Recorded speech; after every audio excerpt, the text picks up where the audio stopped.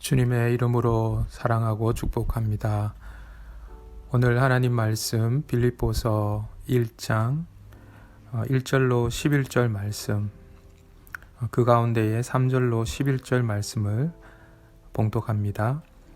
내가 너희를 생각할 때마다 나의 하나님께 감사하며 간구할 때마다 너희 무리를 위하여 기쁨으로 항상 간구함은 너희가 첫날부터 이제까지 복음을 위한 일에 참여하고 있기 때문이라. 너희 안에서 착한 일을 시작하신 이가 그리스도 예수의 날까지 이루실 줄을 우리는 확신하노라. 내가 너희 무리를 위하여 이와 같이 생각하는 것이 마땅하니 이는 너희가 내 마음에 있음이며 나의 매임과 복음을 변명함과 확정함에 너희가 다 나와 함께 은혜에 참여한 자가 됨이라. 내가 예수 그리스도의 심장으로 너희 무리를 얼마나 사모하는지 하나님이 내 증인이시니라. 내가 기도하노라. 너희 사랑을 지식과 모든 총명으로 점점 더 풍성하게 하사 너희로 지극히 선한 것을 분별하며 또 진실하여 허물 없이 그리스도의 날까지 이르고 예수 그리스도로 말미암아 의의 열매가 가득하여 하나님의 영광과 찬송이 되기를 원하노라. 아멘. 본문의 말씀을 중심으로 교회를 향한 감사와 기도라는 제목으로 하나님 말씀을 상고하기 원합니다. 오늘 빌립보서, 빌립보 교회를 향한 바울의 편지 글이죠. 이 빌립보서가 이렇게 수신되어진 이 빌립보 교회는 우리 사도행전 16장에 보면은 사도 바울과 실라가 2차 전도 여행을 갔었을 때에 먼저는 1차 전도 여행지 몇몇 도시들을 돌아보고, 그리고 사도 바울은 당시에 소아시아에서 가장 큰 도시였던 에베소 쪽으로 전도를 가기를 원했지만 성령이 가는 것을 막으셨습니다. 그리고 바다 건너편 바로 유럽 땅에 있는 바로 이 빌립보에서 이렇게 마게도냐 사람이 와서 우리를 도우라라는 그런 환상을 보게 되고, 이것이 하나님의 뜻으로 믿고 바로 드로아에서 사도 바울 일행은 이곳 마게도냐 지역, 그 첫 마을이었던 빌립보로 가게 되었던 것입니다. 빌립보 교회에 간 사도 바울은 다른 전도 지역에서는 대부분 가장 먼저 찾아간 곳은 바로 유대 회당이었습니다. 하지만 사도행전 그 16장 내용 보면 이 빌립보에서는 회당에 갔다라는 기록이 없습니다. 그리고 안식일 날 기도할 장소를 찾기 위해서 바로 이 강가에 갔다가 그곳에서 자색 옷감 장수였던 누디아를 만나게 되죠. 이 내용들을 살펴보건대 빌립보는 당시에 유대인의 회당이 없었던 것으로 우리가 추측해 볼 수 있습니다. 유대인의 회당이 없다라는 말은 적어도 유대인들은 성인 10명만, 남자 성인 10명만 모여도 회당을 먼저 짓게 되는데, 그 말은 그만큼 이 곳은 유대인이 적었다라는 거죠. 그 말은 빌립보 교회에는 대부분 교인들이 이방인이었다라고 우리가 추측해 볼 수 있는 것입니다. 그런 이방인 교회였지만 사도 바울에게 있어서 이 빌립보 교회를 생각할 때마다 큰 기쁨이 있었고 감사가 넘쳤던 것입니다. 그런데 바로 그 교회로 편지를 하고 있는 바로 이때쯤 이 빌립보 교회는 사실 몇몇 문제를 겪고 있었습니다. 첫 번째 문제는 이들이 예수를 믿고 그리스도인이 된 교회 성도들이 대부분 당시에 로마가 지배하고 있던 도시는 로마 황제를 숭배하는 사상이 있고, 또 세속주의가 이 사람들의 신앙을 지켜나가기 힘든데, 이곳의 교인들도 신앙을 지키기 위해서 바로 이와 같은 고립된 가운데에 경제적인 그러한 어려움들이 있었습니다. 그뿐만 아니라 우리가 빌립보서 4장에서 보면은 유오디아파라는 유오디아를 따르는 사람들과 순두계를 따르는 순두계파가 나누어져서 교회가 분열이 있었다라는 것을 짐작해 볼 수 있습니다. 사도 바울이 이즘에서 이 빌립보서를 통해서 바로 이 분열되어져 있는 이 교회의 문제를 해결하기를 원했고, 또 한 가지 중요한 것은 바로 이와 같은 경제적인 어려움 가운데 있으면서도 빌립보 교회 교인들이 사도 바울을 돌보고 또 섬기는 그 일에 대해서 감사를 표현하고 싶고 또 응원하고 싶었던 것입니다.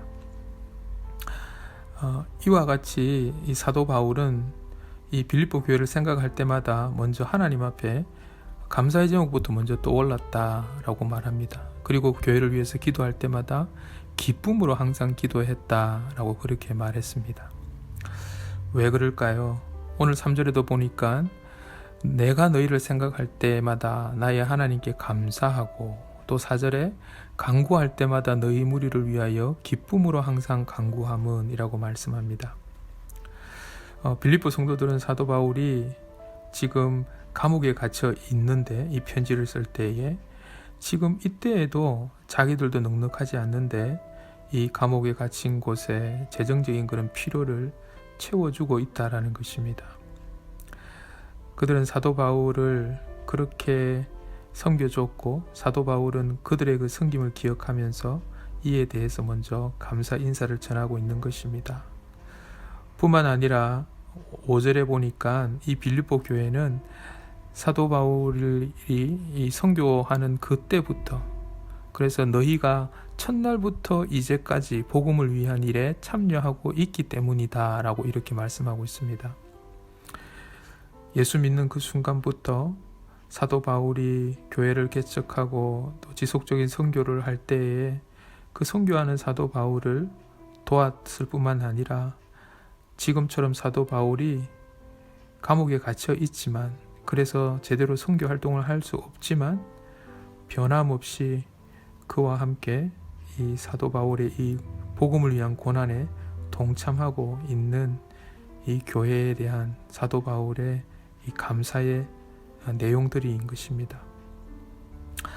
우리가 이 다른 지체들을 돌보고 선교할 때 우리가 항상 그래야 하지만, 특별히 이 교회의 지체가 되는 성도가 어려울 때, 또 외롭고 연약할 때, 이 고통받는 이 순간에 작은 관심과 도움은 받는 사람에게 있어서는 일평생 잊을 수 없는 감사의 마음을 불러일으키는 것입니다.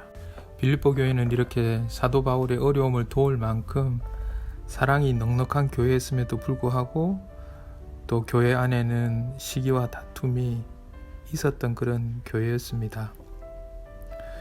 사도 바울은 이것들을 붙잡고 내가 기도한다 라고 그렇게 말하고 있는 것입니다. 9절에 보니까 내가 기도하노라 너희 사랑을 지식과 모든 총명으로 점점 더 풍성하게 하사. 10절에 너희로 지극히 선한 것을 분별하며 또 진실하여 허물 없이 그리스도의 날까지 이루고 라고 말씀하고 있습니다. 교회는 얼마나 잘하는 것이 많은 곳인지 모릅니다. 강점이 참 많습니다. 하지만 그럼에도 불구하고 사도 바울은 이 빌립보 교회가 그리스도께서 오시는 날까지 계속 선함이 넘치는 교회가 되기를 간절히 원했습니다. 왜냐하면 이렇게 교회가 성숙해져야만 이 땅 가운데 예수 그리스도를 드러내는 그런 사명을 감당할 수 있기 때문입니다. 그래서 사도 바울은 교회가 계속 자라갈 수 있도록, 성장할 수 있도록 기도한다라는 것입니다. 그렇습니다. 교회는 그리스도의 장성한 분량, 그 충만한 데까지 자라가야 합니다. 근데 그것을 이루어내는 유일한 방법이 무엇이겠습니까? 그것은 바로 기도하는 것입니다. 오늘 사도 바울은 기도를 통해서 하나님의 능력이 빌립보 교회를 변화시키고 이 땅에 힘 있는 공동체가 될 것인 것을 알았습니다. 그래서 내가 기도하노라 라고 그렇게 말하고 있습니다.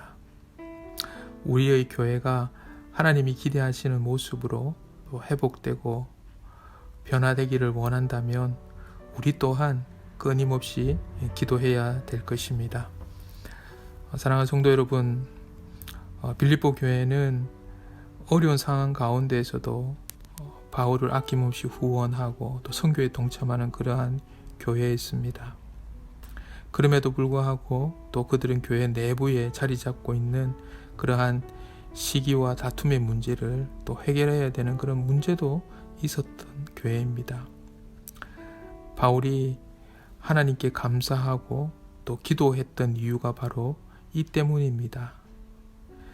교회의 사명을 감당하기 위해서는 성도들의 끊임없는 기도가 필요하다는 것을 늘 잊지 마시고 오늘도 감사와 기도, 교회를 향한 그 감사와 기도를 감당하시는 우리 모든 성도님 되시기를 축복합니다. 하나님 아버지, 주님 이 땅 가운데에 교회를 세우시고 세상의 소망으로 빛으로 교회를 통하여서 하나님의 일들을 또 맡겨주시고 감당해 주셔서 감사합니다. 교회가 지난 것들은 뒤로 하고 앞에 있는 표대를 바라보며 오직 예수 그리스도를 바라보며 그분의 장성한 분량까지 자라기 위하여서 기도의 끈을 놓지 않게 하여 주시고 오늘도 하나님의 몸된 교회가 교회를 향한 감사와 기도로 더욱더 주님의 그 장성한 분량까지 성장하는 교회 되게 하시고 그로 말미암아 세상 가운데에 그리스도의 영광을 드러내는 교회 되게 하여 주옵소서. 예수님의 이름으로 기도드립니다. 아멘.